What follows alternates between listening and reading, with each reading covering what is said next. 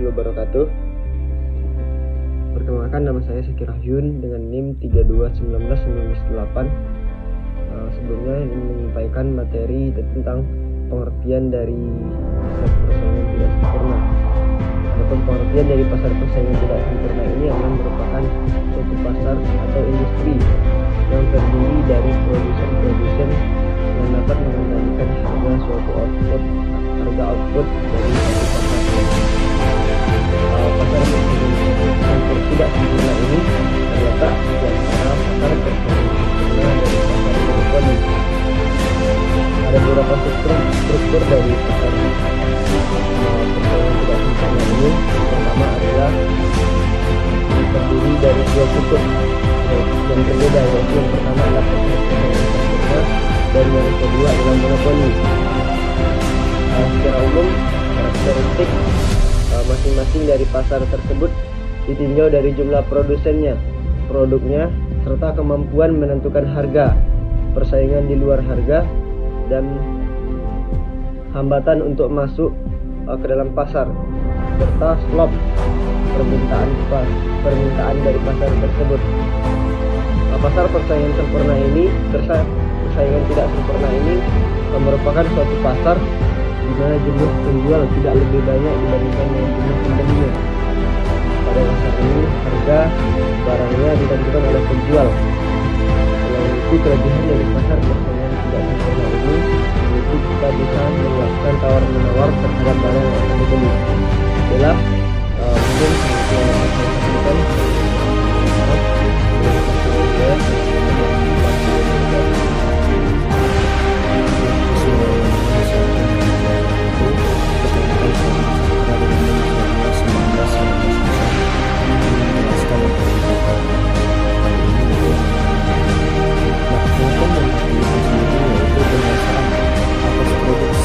dan pemasaran penggunaan pasar dan itu dilakukan hanya satu kelompok tersebut. Nah, dengan demikian, karena hanya mereka yang menguasai pasar dan hanya mereka yang memproduksi barang tersebut, maka mereka seenaknya saja, itu sesuai keinginan mereka saja untuk mengatur harga. Nah, di sana terdapat kekuatan monopoli, karena dia memiliki kekuatan untuk mengedarkan barang, dan barang itu hanya diedarkan oleh mereka saja. Mereka berhak dan mereka memiliki kekuasaan untuk mengatur barang tersebut dengan dijual dengan harga berapa.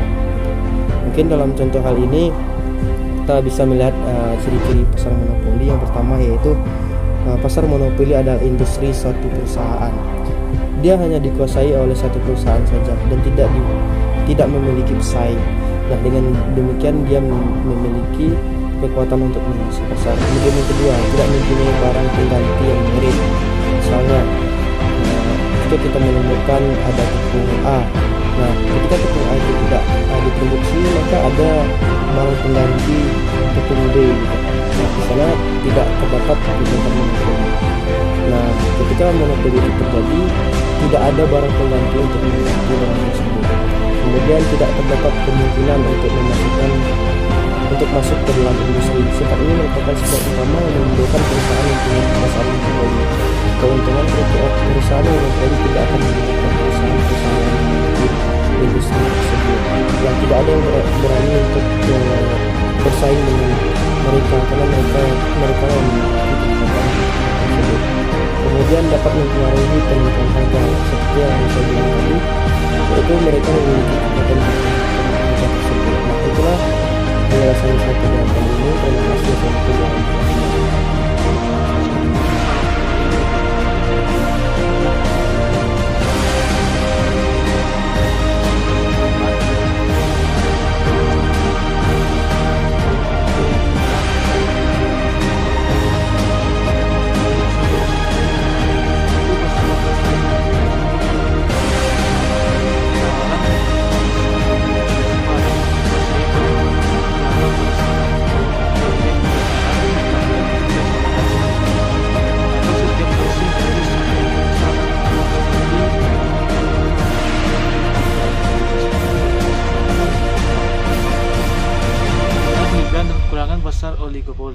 Kelebihan pasar oligopoli: di dalam pasar oligopoli memberikan kebebasan bagi pembeli untuk memilih. Selanjutnya, di dalam pasar oligopoli dapat melakukan penelitian dan juga adanya pengembangan produk yang dihasilkan. Selanjutnya, di dalam pasar oligopoli sangat memperhatikan kepuasan dari konsumennya karena ada persaingan di antara pasar penjual di pasar. Masuk yang terakhir yaitu kekurangan pasar oligopoli. Adanya pasar oligopoli justru bisa menciptakan adanya ketimpangan dalam distribusi pendapatan di antara satu penjual dan yang lain. Dapat mendorong munculnya inflasi apabila harga yang stabil dan terlalu tinggi, dan dapat menimbulkan adanya pemborosan terhadap biaya produksi apabila adanya kerjasama di antara oligopolis dikarenakan semangat mereka untuk bersaing itu kurang. Mungkin hanya itu yang dapat saya sampaikan. Assalamualaikum warahmatullahi wabarakatuh. Baik, Assalamualaikum warahmatullahi wabarakatuh. Perkenalkan, nama saya Rivaldo Pratama dengan NIM 3219195. Akan membacakan materi yang berikutnya, yaitu yang di pasar monopsoni.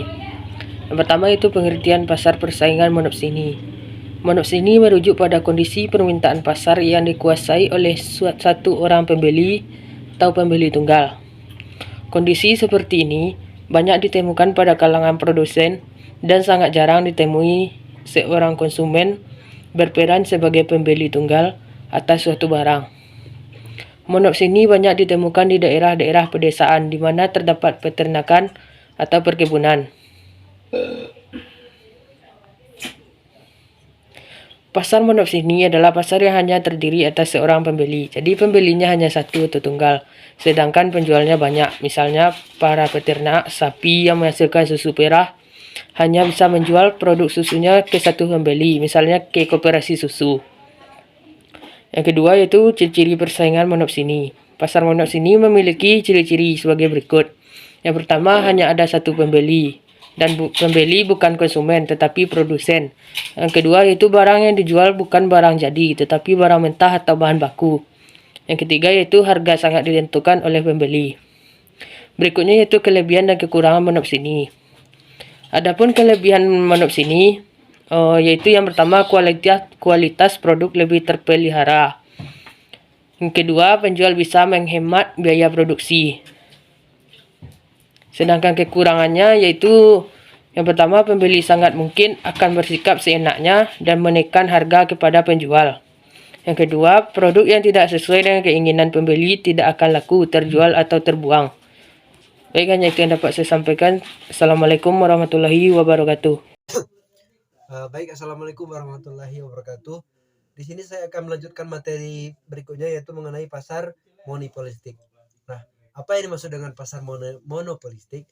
Adalah pasar di mana banyak produsen yang memproduksi barang yang sama tetapi memiliki perbedaan yang mendasar, seperti perbedaan karakter dan perbedaan lainnya. Contohnya adalah seperti barang-barang branded seperti handphone, sampo, dan barang-barang yang serupa tetapi karakternya berbeda. Nah, pasar monopolistik ini baru diperkenalkan itu pada tahun 1930, yaitu di Amerika Serikat. Nah, untuk modelnya itu dengan anggapan yang ekstrim dan sulit dijumpai pada zaman dahulu. Nah, untuk sekarang pasar monopolistik itu mereka bersaing tetapi dengan persaingan yang sehat.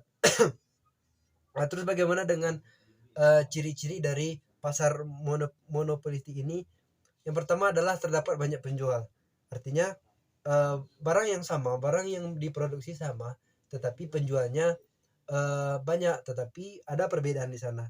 Yang kedua adalah barangnya berbeda corak. Artinya corak di sini adalah kemasan produk, yaitu ada di sana namanya desain bungkus. Nah, di sana terdapat perbedaan antara produk kita dengan produk yang lainnya. Yang ketiga adalah persaingan itu tergantung pada promosi. Nah, bagaimana cara kita mempromosikannya itu adalah persaingan yang sangat awal untuk di pasar monopolistik ini. Nah, yang berikutnya adalah sifat dari pasar monopolistik. Bagaimana dengan sifat pasar monopolistik ini? Tentunya ketika bersaing dengan sifat pasar monopolistik ini, tentunya ketika bersaing di pasar monopolistik, artinya produk kita itu harus memang unggul dari yang lain. Seperti saya contohkan di sini adalah handphone antara HP Vivo dan HP Samsung. Mereka sama-sama jual handphone, tapi terdapat perbedaan di sana. Yang berikutnya adalah produk yang kita hasilkan itu harus mempunyai ciri khas tersendiri. Nah, ini yang menjadi pusat perhatian dari konsumen. Di mana keunggulan dan ciri khas itu sangat diperlukan dalam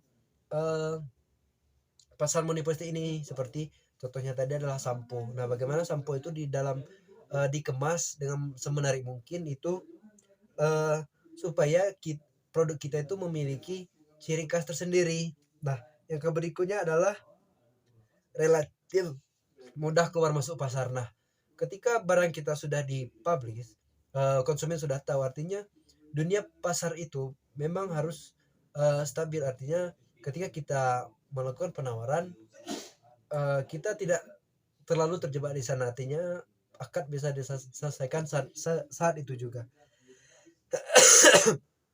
Nah, yang berikutnya adalah biasanya pasar monopolistik ini antara produsen dengan produsen akan melakukan diferensiasi produk atau yang biasa kita sebut itu menciptakan barang sejenis tetapi perusahaan lain. Seperti itu kita seperti contohnya HP, mereka sama-sama memproduksi HP tetapi perusahaan yang menciptakan atau yang memproduksinya itu berbeda. Nah, mungkin itu yang disebut dengan pasar monopolistik. Nah, mungkin hanya itu yang dapat saya sampaikan. Saya akhiri. Assalamualaikum warahmatullahi wabarakatuh.